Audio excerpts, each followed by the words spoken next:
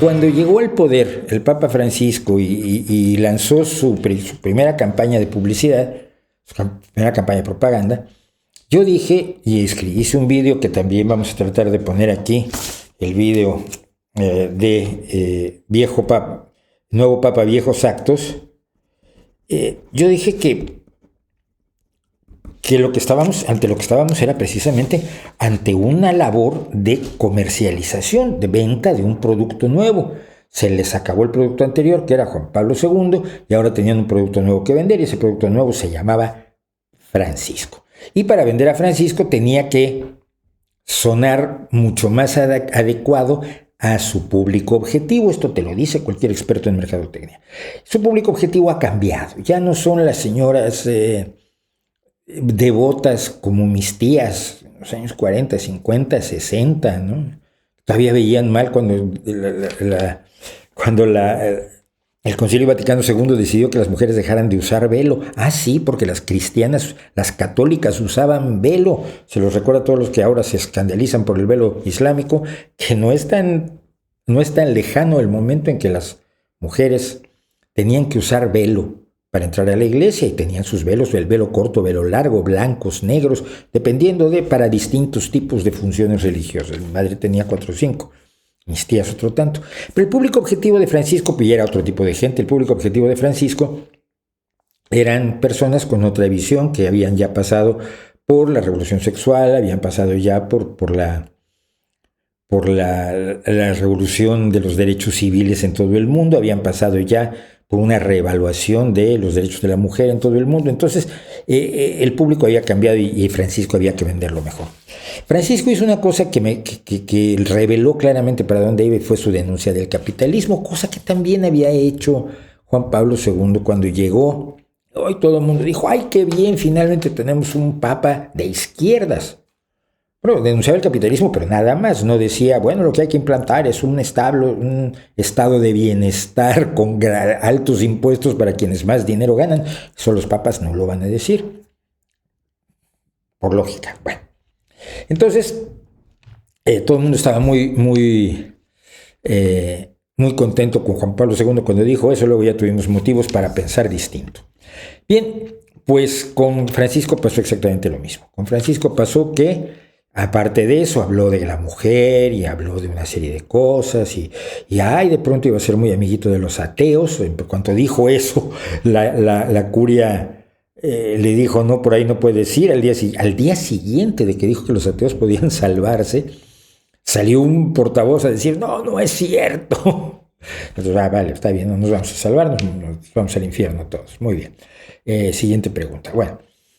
Pero lo que pasó es que de pronto, de la nada, y bueno, no de la nada, debido a la legalización de la eutanasia en España, que es uno de los grandes logros de un gobierno progresista, uno de los grandes actos de justicia para personas que sufren innecesariamente,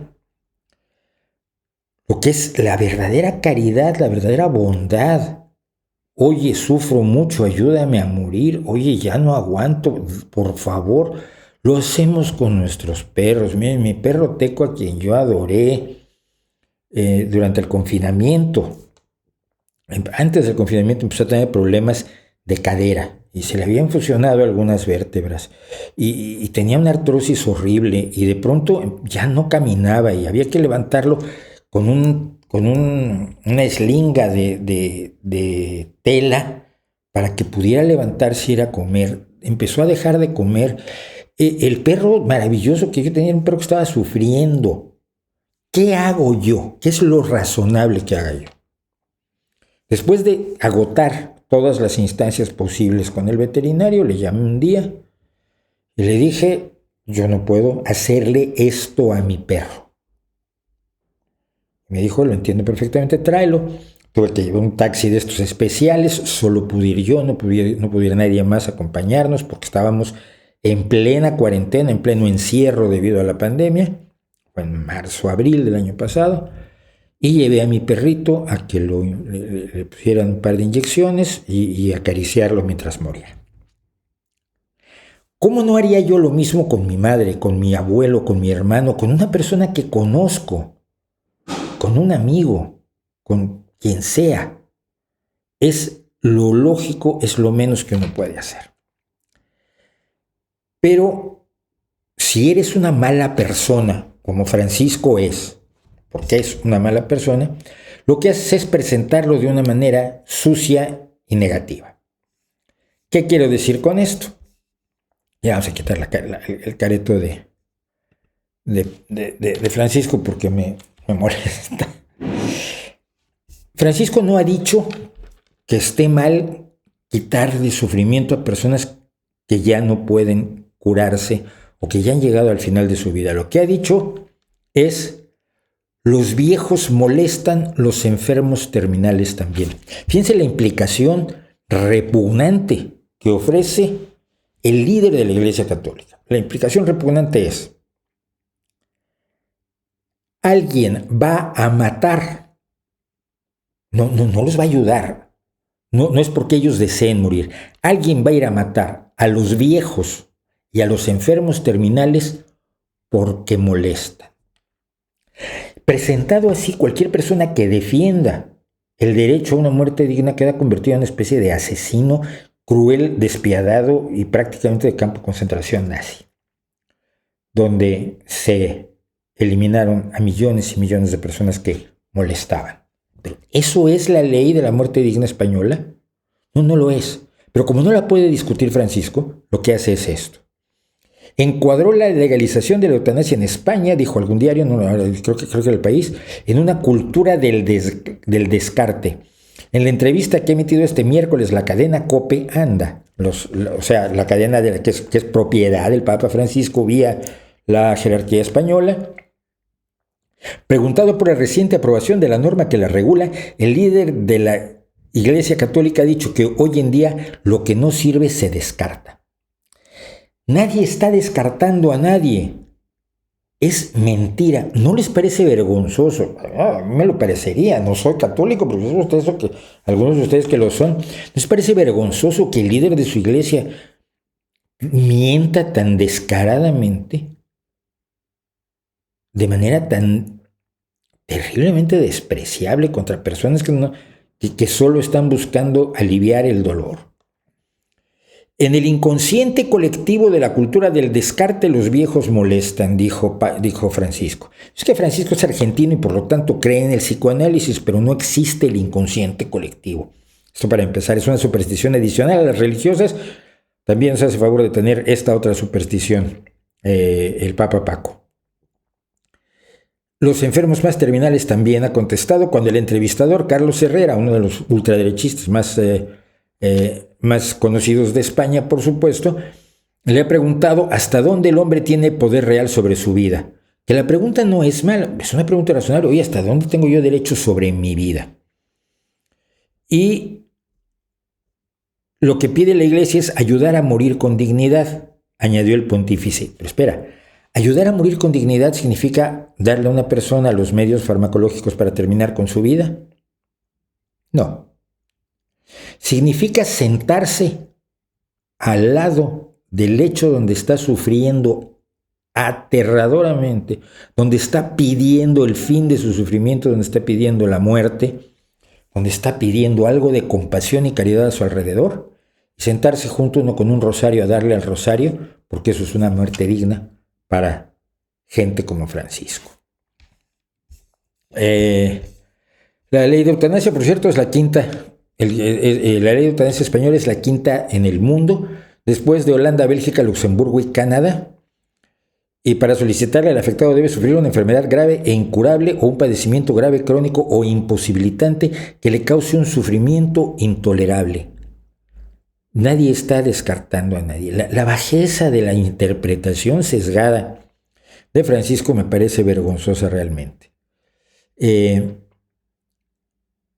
Incluye la administración directa al paciente de una sustancia por parte del profesional sanitario competente, como el suicidio médicamente asistido, la prescripción o suministro al paciente por parte del profesional sanitario de una sustancia de manera que éste se la pueda autoadministrar para causar su propia muerte.